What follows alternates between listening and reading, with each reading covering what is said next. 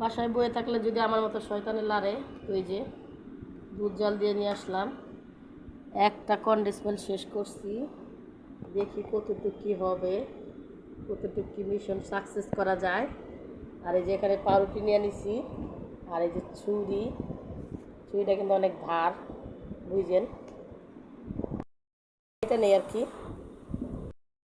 তো আমি পারতাছি না, আমার মেয়েরে দিলাম, বললাম যে আমার পক্ষে সম্ভব না, তো আস্তে আস্তে কাটতেছে। দেখলাম যে মোটামুটি ভালোই গুণ হয়েছে। সারাদিন তো বকি, তো যাই হোক কাইটা নে পুরাটা। তো এই যে 4 পিস আপাতত কাটা শেষ হয়েছে, আর 4 পিস নিয়ে নিব। তো 4 পিস সাইডে রেখে দিতেছি,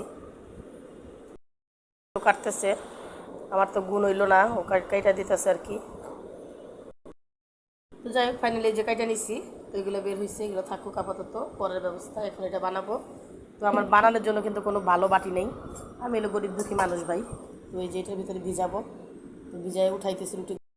এরকম খারাপ মানে খারাপ টাইপের বাটি কোনো নাই, তো এটার ভিতরে আপাতত বসাই দিতেছি। এই যে তারপরে হইতেছে না, দুধগুলো একটু ঠান্ডা হয়ে গেছে, এখন অল্প অল্প করে দিয়ে দিব আমি।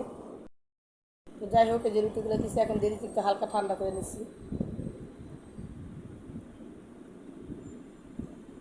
এই যে দিয়ে দিতেছি 1 চামচ 1 চামচ করে, পুকুরা ঢাইলে নিব।